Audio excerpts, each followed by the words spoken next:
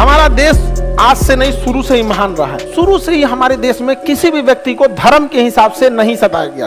और अगर आपको ये लगता है कि धर्म के हिसाब से सताया जा रहा है किसी को, यकीन मानिए आप न्यूज चैनल खोल के बैठे हुए हैं। अगर न्यूज वालों को आइसोलेशन में डालेंगे ना, तो कोरोना से भयानक ये न्यूज वाले हैं, इनको क्वारंटीन करने की जरूरत है। पूरा देश में खुशहाली है, यहाँ किसी भी पड़ोसी को किसी से कोई दिक्कत नहीं। अगर आपको लगता है कि देश में माहौल खराब है, इट मीन्स आप न्यूज देख रहे हैं। आप देश नहीं देख रहे हैं न्यूज देख रहे हैं आप।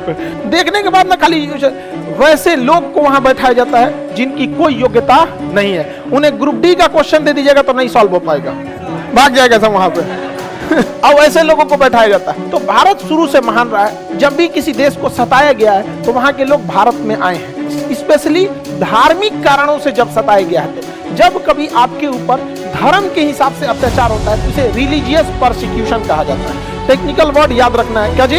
Religious persecution. रिलीजियस परसिक्यूशन मतलब धार्मिक प्रताड़ना। यहाँ पर ईरान में पहले पारसी लोग रहते थे। कौन रहते थे? पारसी। लेकिन ईरान में जो क्या हुआ, ईरान में अरब का क्या हो गया? आक्रमण हो गया।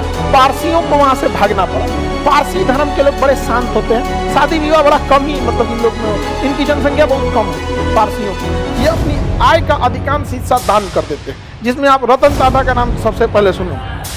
सैल्यूट उस इंसान, मतलब देश के लिए बहुत, जितना उन्होंने दान दिया ना, उसको टाटा ने जितना दान दिया है ना, उतना में कितना बिलियनियर लोग खड़ा हो जाएगा वहाँ पे। आज भी बहुत दान देते हैं। तो पारसी लोगों को यहाँ से 12वीं सदी में भागना पड़ा था। और ये भाग के आए थे गुजरात और महाराष्ट्र के पास। गुजरात पास पड़ा था, तो गुजरात के राजा ने कहा था कि हमारे राज्य में तो जगह नहीं है, आप लोग का कल्चर भी अलग है, हम कैसे रखेंगे? तो पारसियों ने क्या कहा था, बड़ा अच्छा वहाँ पे एग्जाम्पल दिया। दूध रखा हुआ था राजा के टेबल, तो कहा कि देखिए इस गिलास में पूरा दूध भरा हुआ है और उसमें थोड़ा सा चीनी डाल दिया। कहा कि जिस तरह से इस गिलास भरे में कोई जगह नहीं था, लेकिन चीनी इसमें समा गया, पूरा घुल मिल गया और इसके स्वाद को भी बढ़ा दिया। हमें भारत में जगह दीजिए, हम भी इसमें घुल मिल जाएंगे, कोई तकलीफ नहीं देंगे, बल्कि भारत को और आगे बढ़ाने में सहयोग करेंगे। और वो बहुत अच्छा से उन्होंने सहयोग किया। वो बहुत कम है, उनकी परसेंटेज में भी, संख्या में भी नहीं आते, दशमलव में आते हैं लोग परसेंट, लेकिन बहुत शांति प्रिय। तो 12वीं सदी में हमने किसे शरण दिया?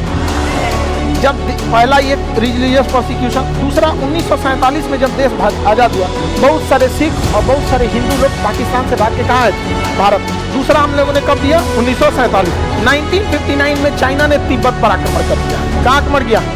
बहुत सारे तिब्बत के लोग भारत में आ गए और रिफ्यूजी कैंप बनाया गया था। कहाँ पर? दिल्ली में जो मुखर्जी नगर का एरिया है ना, जहाँ कोचिंग चलता है, उसके आसपास में बहुत बड़ा एरिया में मुखर्जी, वहाँ पे एरिया में रिफ्यूजी कैंप बनाया गया था, जहाँ पे इन लोग बहुत सारे संख्या में रखे गए थे। आज भी ये तिब्बत के लोग यहाँ, पटना में एक मार्केट लगता है, लहासा मार्केट जंक्शन के बाहर, तो हमारे यहाँ तिब्बत के बौद्ध लोगों को रहने में कोई दिक्कत नहीं होता है। तो दूसरा यहाँ हुआ था। उसके बाद चौथा नंबर पे रसिया ने आक्रमण कर दिया था अफगानिस्तान के ऊपर 79 में। तो बहुत सारे लोग अफगानिस्तान से कहाँ आ गए? भारत।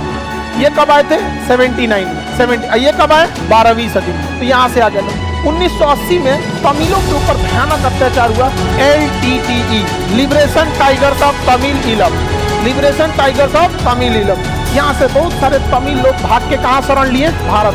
भारत में बहुत सारे लिए। कब लिए? 1980 के दशक में यहाँ से भी भाग के क्या लिए थे? शरण लिए थे।